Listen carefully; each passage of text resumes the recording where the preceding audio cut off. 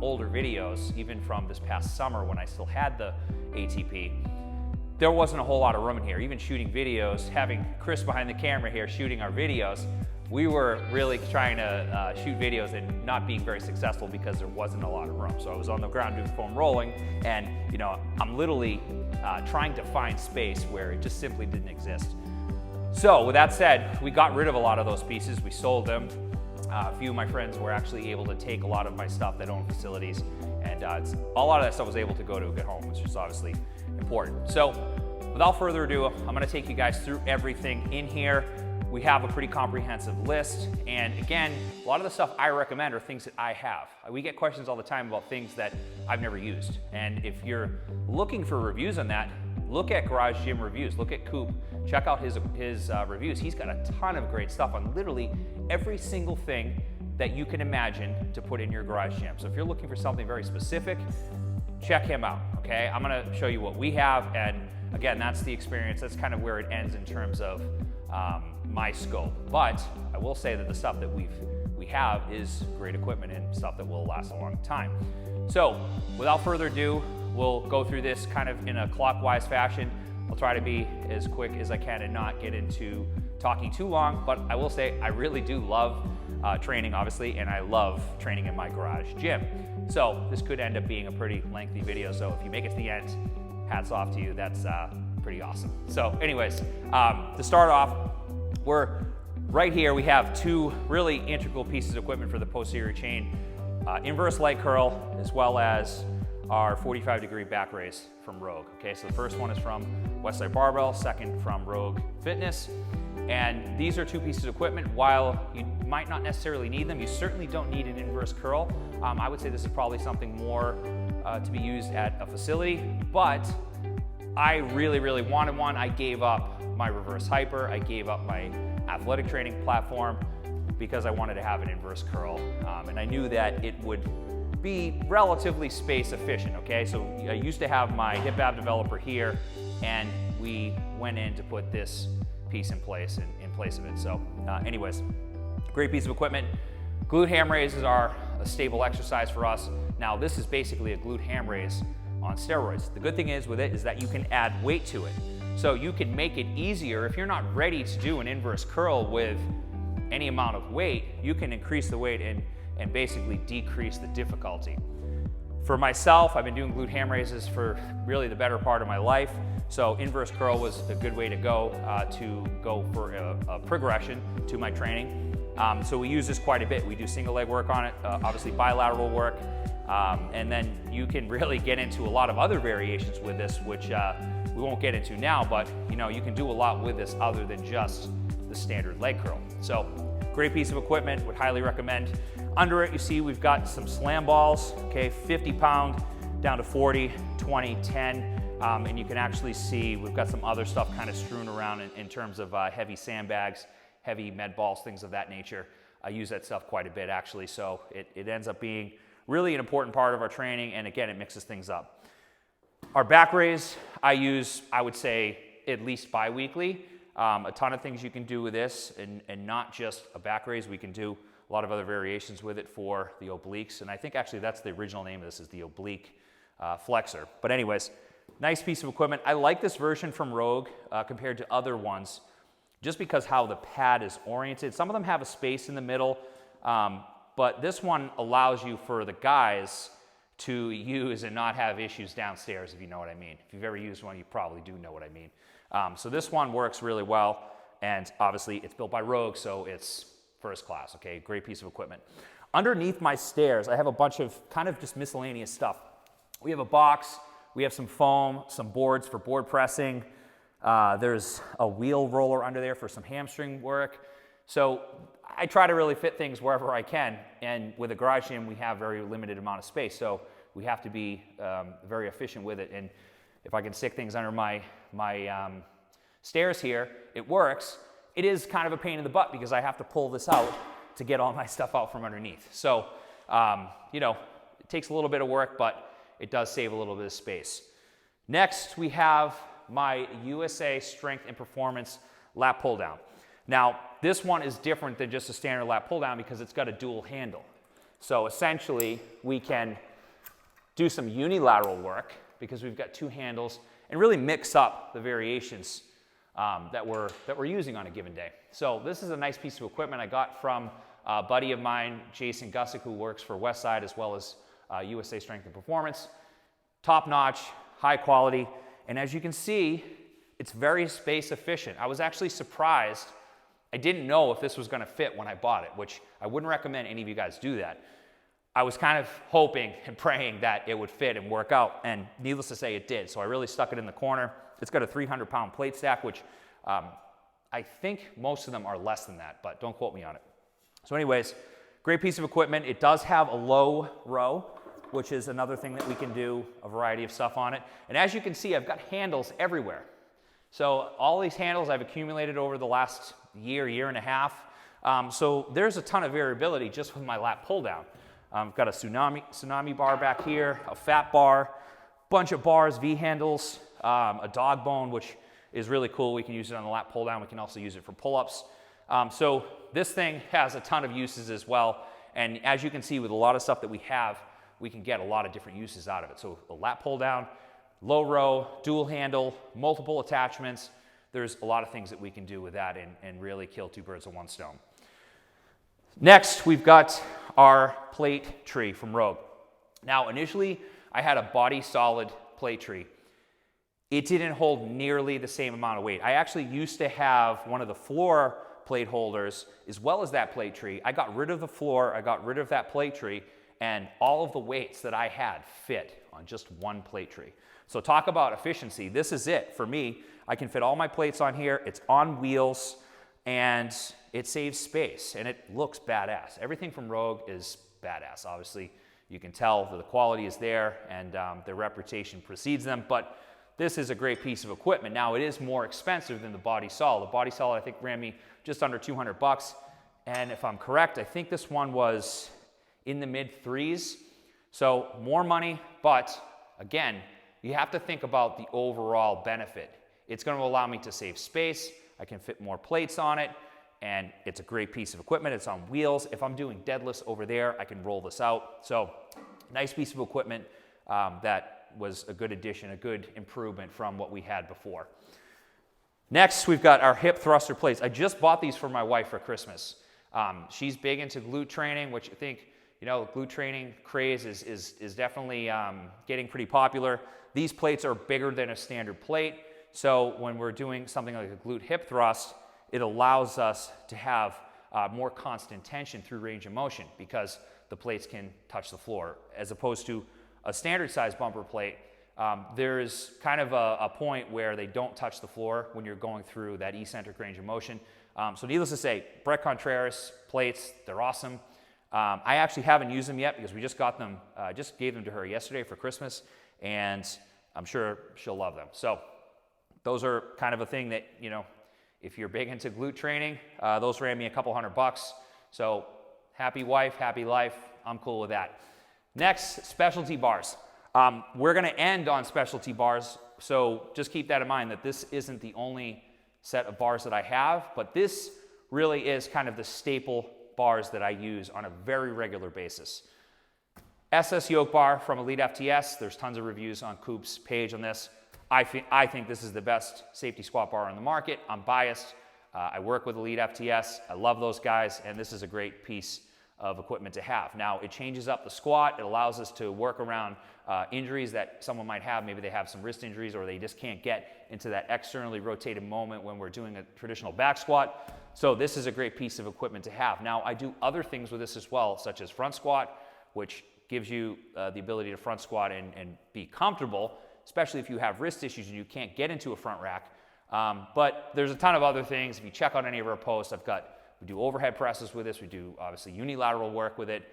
So it's a good addition to have, and I would highly recommend it because it tends to be more favorable to lower back because of the camber. So it's almost like a combination between a high bar back squat and a front squat, which I think for spinal health is huge. Next, I have an Alico bar. Now, I bought this used, I think, 2011 or 2012 from a buddy of mine. So I can't even remember what I paid for it. I think it was maybe $400, but this is an $1,100 $1,100 bar new. I've had it ever since then. I use it for everything, and it is definitely taken a beating over the years. And you know, I don't do a whole lot of Olympic lifting anymore, but still love this bar. Next is a T-grip bar from American Barbell. I love this bar because you can do things like cleans with it with a neutral grip. It spins okay. It's definitely not going to be anywhere near this, but it gets the job done. And obviously neutral tends to be a little more shoulder friendly. So this was a good addition for us. I've been looking for one for a while, and American Barbell had it. Next, we got a bow bar. I got this from Westside, another variation to our squatting movements that we can use on a consistent basis. I actually use this too for benching because it does provide a little bit more range of motion. And then bamboo bar, another staple. Football bar, another staple. So really all the stuff here is staple barbells for us. Now, do you need all the specialty bars? No, you definitely don't. Over time, these are things that you can add. You don't need to get all of these bars to start with. I had a safety squat bar back at my old gym. I took it with me. Obviously, the Alico bar had, and then I've kind of just added these things as I've went. So I didn't get all these bars one day and spend, you know, a couple $1,000 on bars. I just kind of, over time, started accumulating this stuff. Anyways, kind of moving around here, I've got a bucket full of chains, about 200 pounds of chains. Those are all from Rogue. They're 5/8 chains. In my opinion, don't waste your time with the 1/2 inch chains because they're very light. For most people, they're only 10 pounds. So for most people, you're gonna need a little bit more chain to make a dent in your training. Those are 15 pounds each. I would go with those, all right? Got a Matador, which is our dip bar, attaches to our R3 rack. And then this attachment here goes onto my bench. Now this bench from Rogue is the AB, man, I can't remember now, but it's linked in the article. It does decline and it does obviously incline, and it's just a super heavy duty bench. It's an expensive bench though, so you can do things on it that you can't do on a regular bench. But the question is, do you need an expensive bench like this? No, you don't. Again, this is another thing that over time I built up to. I had an Elite FTS bench that I sold to a friend of mine. I've kind of become almost an equipment salesman throughout being a garage gym owner. I sold that bench. I think I got $300 or $400 for it. I put it towards this, and now I have a bench that can really do everything. I will say though, I don't use the decline that much, okay? So, you know, looking back, would I spend the $1,000 that this bench was? Probably not, because if you're gonna do a decline, you can elevate the front, all right? You don't necessarily need to get a bench that does decline, but needless to say, we have it, I love it, and it's here now. So, whiteboard, kind of some miscellaneous stuff. I've got a manta ray, which goes on the bar for squatting. I've got a grip handle from Rogue. It's super fat, works great. Some handles, and then our R3 rack. This is the staple in our gym because obviously without a rack, you can't squat, you can't bench. There's tons of variants of racks, and you guys know this because you probably looked into a bunch of them if you're a garage gym owner. This, in my opinion, is the best rack, half rack on the market. Now, it's heavy duty. I looked at the Monster rack because the Monster rack does have some more add-ons that you can put onto it later on, but it was, I think, $300 more, and I just felt like once you start going down that road of having too much stuff like I did before, then you get into losing space. Then you kind of get into losing the integrity. So I wanted to really try to keep really the bare essentials, and thinking about having a rack that had more attachments to it is just gonna get me in a position where I'm just spending more money on equipment that I probably don't need anyways, okay? I can probably figure out how to arrange performing those movements like a standing press that those racks have. But needless to say, awesome rack, I love it. I've got the spotter straps from Spud. Love those too, because if you're doing a deadlift or you're doing a squat and you fail, they catch the weight and they're not super loud, okay? I do have 3 young kids, so if I'm ever training and they're home, then, you know, it can get pretty noisy out here. So that's one thing that I like. I have multiple sets of pins, and I also have Monolith Arms. This is a thing that when it came out, I had to have it, and now probably not a thing that I would buy again. You can see our second rack doesn't have them, and it won't ever have them because I don't feel as much of a need to have this. I'm not a competitive powerlifter. I don't compete in powerlifting anymore. So it's not something that I feel is vitally important. You can see I've got kind of some miscellaneous things. Now I've got spotter arms on here because I do a lot of stuff with reverse bands. I've also got grapple grips, which I don't even know if they sell those anymore, but I got them a long time ago for fat grip pull-ups. Got the multi-grip bar. Also got a rope thrown on there. I do rope pull-ups with that rope. I do inverted rows. I do triceps extensions, so you can do a lot of different things with that rope. That rope cost me, I think, about 30 bucks on Amazon. So nice piece. Got the hanging leg raise straps on here as well. You can see there's a lot of shit on this rack. And it's, man, this thing has served me better than anything in this gym. So this is something that I would highly recommend. We liked it so much that we got a second rack because my wife and I started training together more often. And it gets hard when we're using a conjugate method and we're trying to do banded box squats and she's using different band tension, she's using a different amount of weight.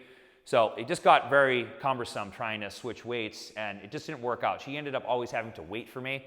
And that's not optimal for her training session either. So I grabbed another rack and it's been awesome to have. As you can see, I've got the Landmine attached.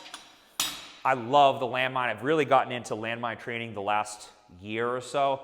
And we've been getting, just kind of checking out what other people are doing and coming up with our own stuff. So I love that piece of equipment. You can also get the Landmine that goes into the plates. Definitely, if you have a garage gym, this is a must. You can squat with it, you can press with it, you can do a ton of variations that you couldn't otherwise do if you didn't have it. So I would recommend definitely looking into a Landmine. So moving on, our bands.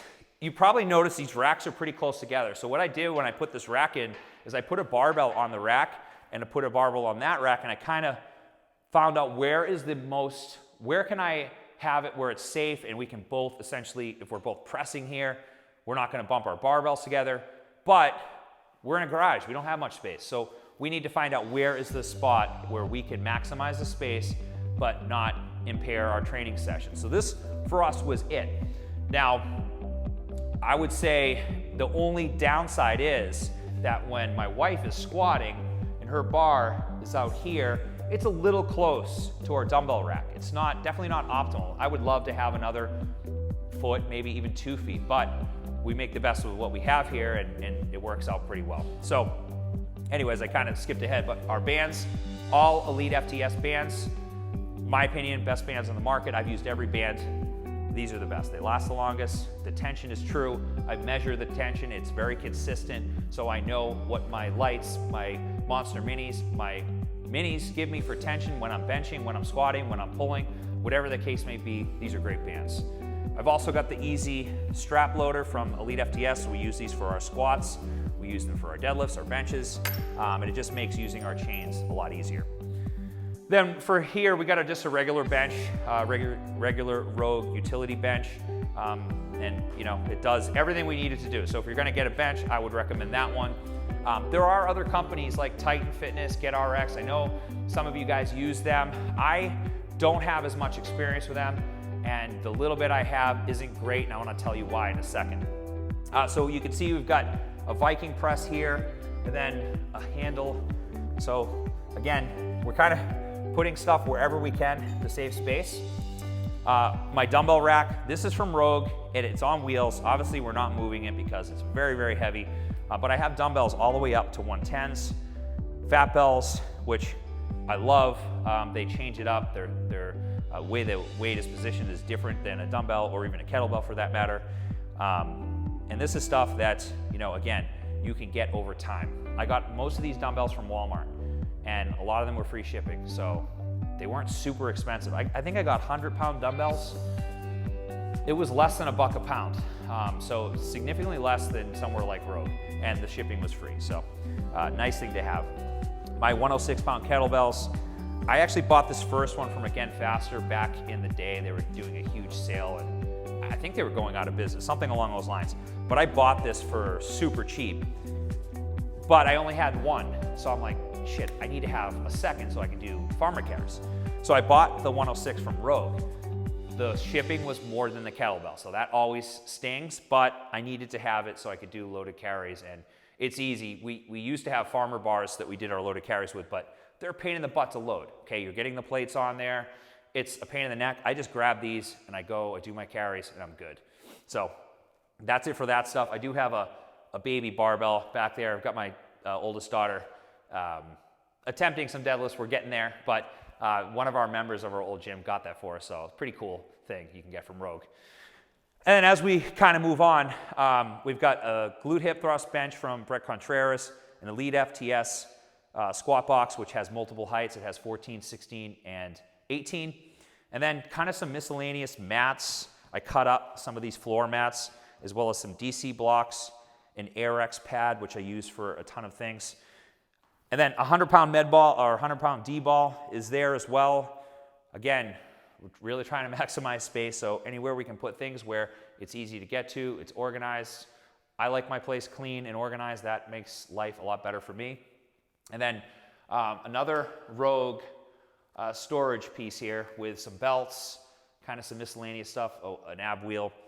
And I alluded to a second ago, I said I haven't used any of those other companies that are cheaper except for two things. The first thing is T-bar row. I love T-bar row. This is probably my favorite upper back exercise of all time, okay? I love this. I could literally do it in every training session. I'd be happy. This is a piece of crap, so don't buy one. Unless you're just using it for yourself. If you're a gym owner, do not buy this, okay? It's not built well at all, and it's only $250 with free shipping. So you pay for what you get, okay? That's really the lesson. Now, I don't have any issues using this. I use it all the time. You know, no issues. It's a little bit rickety, but it's the quality is just nowhere near Rogue, or if you're gonna go with a T-bar row, I would look elsewhere like Elite FTS. Again, the caveat is that I only use it, my wife uses it. We don't have our members using it, 100 people a day using it where it's gonna take, some wear and tear and potentially break. So, it does get the job done. Not to be completely negative on Titan's product. I get a lot of use out of it, so I guess there's that. But just remember, context is key. If you're using it yourself, it's a good piece to have. If it's, not something that you need anyways, you can do chest-supported rows with your incline bench. So there's a ton of variance to training the same musculature, but without this piece of equipment. I personally get the most from the T-bar row. I always have. So this one is a good one for me. Next, we've got our air runner. Now, this certainly isn't something that a lot of garage gyms will have, but I absolutely love it. I don't like running outside. We live in New England. It's cold. And frankly, I just don't like running outside that often, okay? So if I'm gonna do it, I had to make it convenient, and I do try to take my aerobic work pretty seriously. I wanna live a long life and be around for my grandkids. So this is a staple. And for the longest period of time, I just had the air runner. Recently, I got the Rogue Echo Bike. Now, just to change things up, because going for a 30-minute run is obviously boring, and if I do 15 and 15, it makes it a little bit easier. It's a little more mentally engaging, where I have a little more variability. I think this Rogue Echo Bike is by far the best air bike I've ever used. Now, I've used the Airdyne. I had an assault bike before at our old gym. This thing is a tank. Now, I asked my neighbor. It's funny. I live in a neighborhood that has other people that train and have garage gyms. He's just got the Echo Bike not too long ago, and I said, hey, it's a couple $100 more. What do you think? Is it worth the extra couple $100? And he said, absolutely. It's night and day. And honestly, I am very happy that I got this, because there is no issues with this thing. It's belt driven. The chain on the assault bikes at our gym used to always have issues, okay? So this is definitely something that is worth the extra money. If you're thinking about getting an air bike, go with the Echo Bike, all right?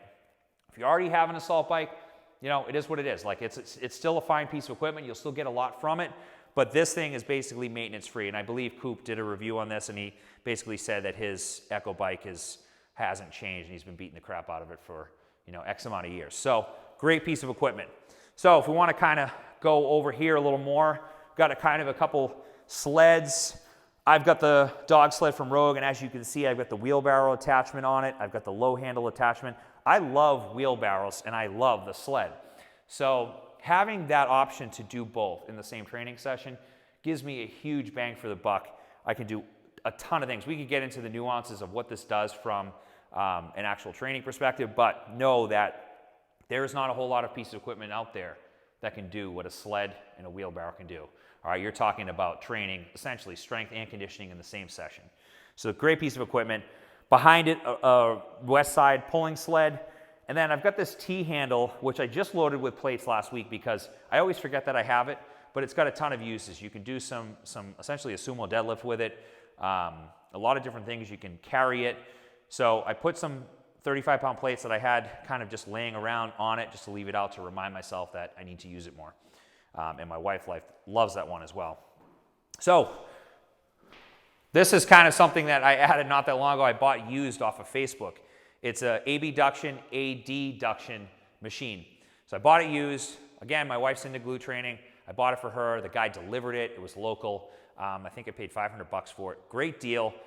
Takes up a fair amount of space, and I used to be able to still park one car in here. Clearly, we're past that point. That's not happening anymore.